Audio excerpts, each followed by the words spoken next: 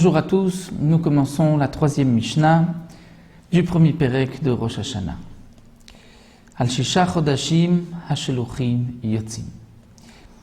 À l'époque du Beth Amikdash, pour fixer le jour de Rosh Chodesh, on attendait de voir la nouvelle lune, c'est-à-dire qu'à la fin du mois, la lune rapetissait et on ne la voit plus. Lorsqu'elle réapparaît, c'est à partir de ce moment-là qu'on peut fixer Rosh Chodesh. Deux témoins qui ont vu la lune, une fois qu'elle réapparaît, pourront se rendre au Beth Amikdash, au Beth Din, au tribunal, et témoigner, nous avons vu la nouvelle lune. C'est donc aujourd'hui Rosh Chodesh. Une fois que le Beth Din, le tribunal, va fixer ce jour-là comme étant Rosh Chodesh, il faut ensuite le faire savoir aux Bnei Israël, aux Juifs qui habitaient loin. Et donc on envoyait des shluchim, c'est-à-dire des messagers qui allaient dire aux Juifs de l'exil, de la Gola, le Beth Din a proclamé Rosh Chodesh tel jour. En fonction de ce jour-là, on fixait donc les fêtes, puisque si on a fixé le premier du mois de Nissan tel jour, on sait que 15 jours plus tard, c'est Pessah. De même pour les autres mois et les autres fêtes. Les mois du calendrier juif sont fixés en fonction de la lune. Et un mois lunaire est un mois de 29 jours et demi. C'est pour cela que tous les 2 mois, nous avons en vérité 59 jours. Et donc, il y aura un mois de 30 jours et un mois de 29 jours. Nous verrons par la suite dans quel cas on fixait un mois de 30 jours et donc le Rosh Chodesh le 31e jour, et dans quel cas c'était 29 et le Rosh Chodesh le 30e jour.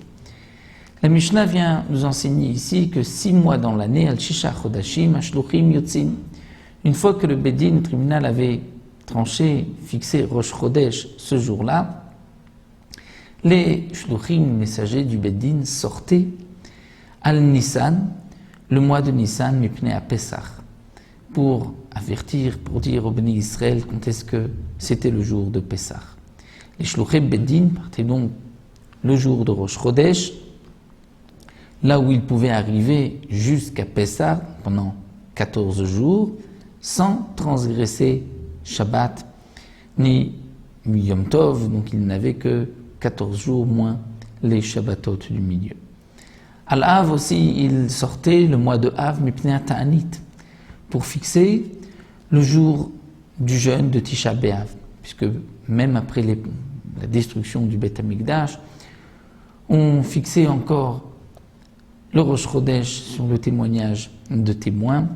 Al-Elul Mipnei Rosh Hashanah, le mois de Elul, pour savoir quand est-ce que c'était Rosh Hashanah, puisqu'il y avait une règle qu'en général, la majorité des années, le mois de Elul n'était que de 29 jours. Donc lorsqu'on savait le jour de Rosh Chodesh Elul, on pouvait fixer 30 jours plus tard Rosh Hashanah. Al-Tishrei, comme le mois de Tishrei, Mipnei Takanat HaMoadot, pour ensuite fixer les fêtes Yom Kippourim et Sukkot.